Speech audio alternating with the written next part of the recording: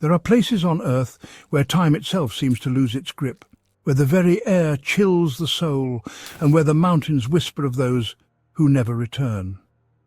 Mount Everest, with its towering peaks, jagged cliffs, and ever-changing weather, is one of those places. It's a summit sought after by many, yet claimed by only a few, and for some, its name will forever be entwined with mystery and loss. This is the story of those who ventured too close to the edge of human endurance and paid the price. Their disappearances have haunted the world for nearly a century. But this is not just the tale of their vanishing. This is the story told from their perspective, before they disappeared. And it's also the story of the one who watched it all unfold, whose shadow looms over everything. I remember the biting cold as I reached for the next handhold, my fingers numb and stiff. The wind howled like a banshee, clawing at my skin. My breath was shallow, barely a whisper in the vast silence. There was a strange sense of peace amid the chaos of Everest's fury. It was as if the mountain had swallowed everything around us, leaving only the raw, stark beauty of the climb. Andrew was ahead of me, moving with that relentless determination of his. I could see his form through the swirling snow, but there was a distance between us that felt unbearable, even though the gap was only a few feet. "George, we are so close," he called over his shoulder, his voice barely audible. I nodded, but my mind was not on the summit anymore. It was on the steep descent that would follow, the one that would test us far more than the climb ever had. And then, the silence returned. I don't remember much after that. One moment, the world was a blur of snow, rock, and desperation. The next, there was nothing. Just a deep, suffocating emptiness that consumed me. I reached out, but there was nothing to hold on to.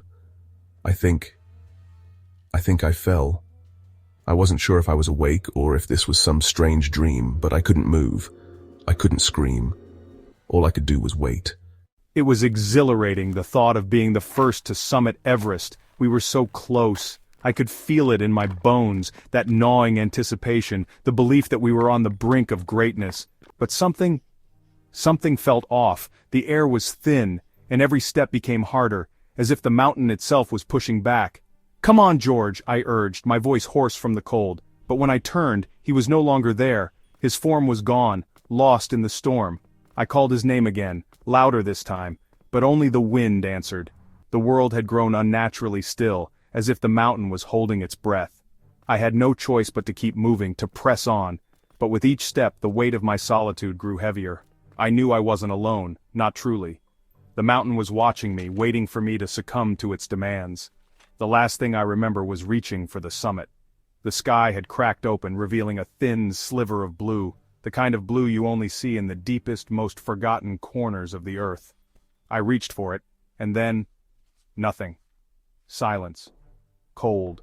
Darkness. I had watched them from the moment they arrived, their eager faces and desperate ambition as they ascended my mountain.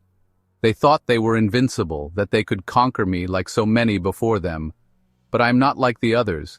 I do not allow myself to be tamed, and I do not forget. Their voices had become faint as they neared the summit, their excitement palpable. But excitement is a fleeting thing. I could feel it in their every step, in the way they pushed themselves beyond reason, and I knew that it would end just as all things end, with a simple shift in the balance of life and death.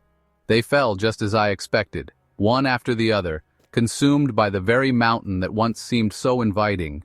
Their fates are sealed now, their names just whispers in the wind, carried away to places where even memories can't follow. But this is not the end, not yet. There will be others, driven by the same foolish determination, and I will be waiting, always waiting to claim them as my own. After all, this is my domain, and I am eternal. For years, the fate of George Mallory and Andrew Irvine remained a haunting enigma. The mystery of whether they had reached the summit before their disappearance has never been solved. Mallory's body was discovered in 1999, but Irvine's remains remain lost to time and the unforgiving cold of Everest. The question that continues to linger, unanswered, is whether they truly made it to the top, or whether something darker had stopped them before they could claim their place in history.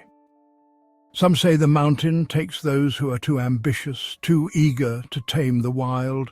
Others whisper of something more sinister, a force that lingers on the slopes, watching, waiting. As the search for answers continues, we are left with more questions than we can ever answer. Who were the true victims? The mountain or the climbers? And who or what waits at the top, hidden from view?